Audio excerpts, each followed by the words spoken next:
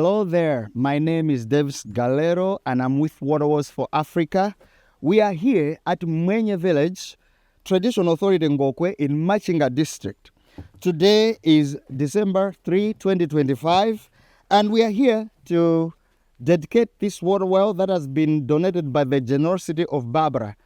We have a plaque in your honor, and the plaque says, "Thank you for your long-term partnership in improving the lives of thousands of beautiful Malawians." And in Chichewa it says also, "Odzipereka pa umoyo ndi ziyembekezo za anthu a Malawi." Those words in Chichewa simply they mean dedicated to improve the livelihood and the hopes of the people of Malawi. Barbara, we want to say thank you very much for your generosity in alleviating the suffering that the Malawians, more especially women and girls, have been facing here.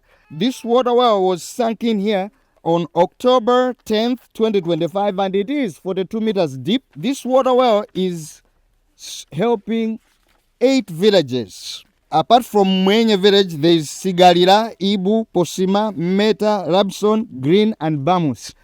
Before this water well was sunk in here, I was told by Aisha Justin that they were getting water from Lifune River. It's not very far, but the water was contaminated because they would just do a shallow well by the river. It's quite a big river, but sometimes in summer it would dry up, therefore causing them to travel a long distance. They told me that they would go 7 villages across to get water, only to be turned back. They were asking for money from them, so they would return without water. If they go there, they had to leave early in the morning, leaving their husbands, their families, to fetch water, to come back with 1 bucket, if they are lucky, and sometimes they would come empty-handed, which would infuriate their husbands. Actually, as we were talking, I spoke to Mwenye Balakasi, who said, yeah, I would be furious because my wife would leave me and come back late and without water.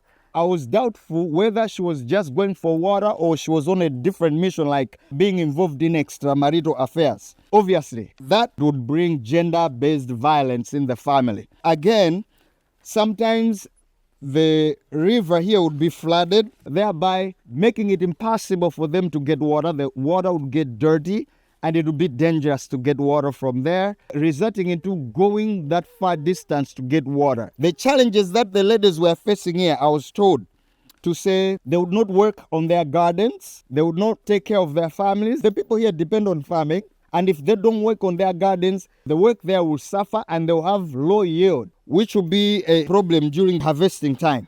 Again, Patricia Jaffari said, we were constantly sick.